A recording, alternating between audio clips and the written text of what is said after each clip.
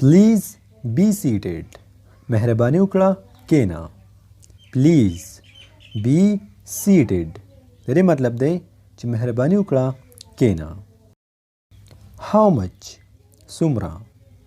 How much څومره. How many څو دانې. How many څو دانې. How much money do you have. تا سره څومره پیسې دي. How much money do you have. د دې مطلب دی چې تا سره څومره پیسې دي. How many apples do you have. تا سره څو دانې سیوان دي. How many apples do you have. تا سره څو دانې سیوان دي. نو په یاد وساتئ. How much څومره. How many څو دانې. Have fun مزې کوه.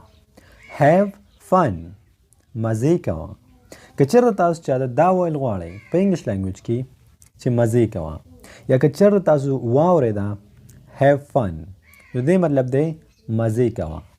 have fun مزې کوه. right now همدا اوس. right now همدا اوس. دا appraisal verb هر ټیم مونږ استعمالو. هر ټیم یې مونږ اورو. نو د دې لپاره دا لازمي یاد کړئ. right now همدا اوس. فار ایگزامپل که چېرته تاسو دا ویل غواړئ چې زه دا غواړم همدا اوس. I want this right now. I want this right now.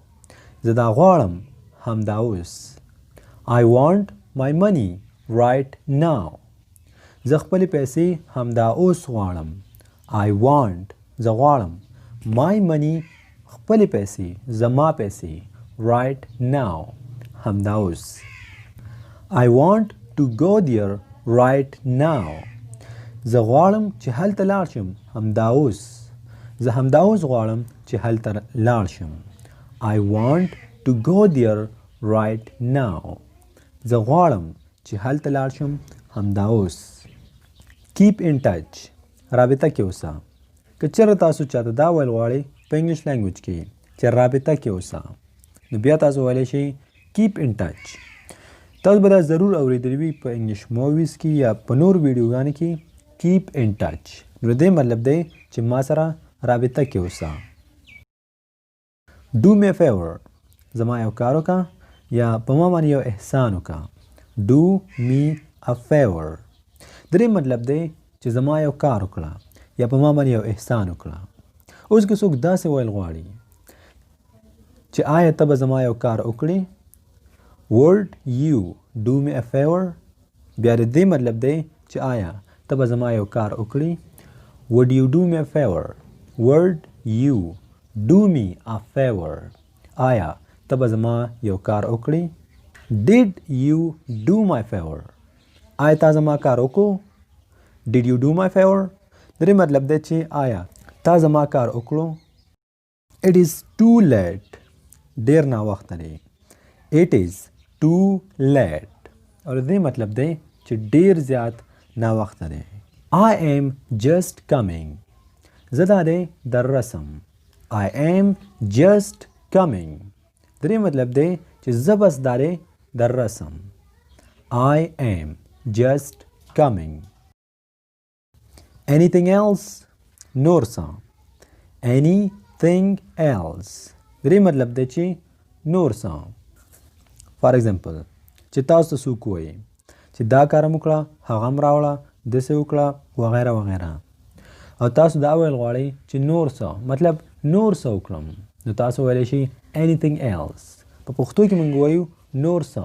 په انګلیش کې ویل کېږي anything else anything else او د دې مطلب دی چې نور څه. look at him هغه ته وګوره. look at him هغه ته وګوره. look at me ما ته وګوره. look at me ما ته وګوره. look at that look at that هغه وګوره. look at that هغه وګوره. I am getting late په ما باندې ناوخته کیږي. I am getting late د دې مطلب دی چې په ما باندې ناوخته کیږي. sounds good ډیره ښه خبره ده. sounds good ښه خبره ده یا ډیره ښه خبره ده. فار ایگزامپل تاسو ته څوک د یو خبرې ووایي، یو مشوره در سره وکړي یا نور څه ووایي، نو په پښتو کې موږ وایو ډیره ښه خبره ده. که زموږ چېرته کار خوښ شي ډیره ښه خبره ده. نو په انګلیش لینګویج کې ویل کېږي sounds good. sounds good د دې مطلب دی چې ښه خبره ده. speak aloud په تیزه ووایه. speak aloud د دې مطلب دی چې په تیزه ووایه. speak aloud په تیزه ووایه. why don't you eat something. why don't you eat something ته ولې څه نه خورې. why don't you eat something ته ولې څه نه خورې. why don't you eat something د دې مطلب دی چې ته ولې څه نه خورې. don't utter even a single word یو خبره مو نه کړې.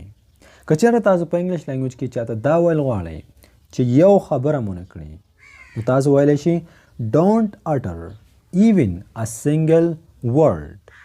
don't utter even a single word.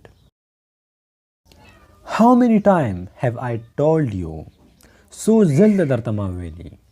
how many times have I told you د دې مطلب دی چې څو ځل د درته ما ویلي. don't do this دا مه کوه. how many times have I told you څو ځل د درته ما ویلي چې دا کار مه کوه. don't do this دا مه کوه. cut to the chase د کار خبره وکړه. cut to the chase د کار خبره وکړه. که چېرته تاسو چاته دا ویل غواړئ چې کار خبره وکړه، نو په انګلیش لینګویج کې ویل کېږي د دې ترجمه ټرانسلیشن داسې دی cut to the chase مطلب د کار خبره وکړه.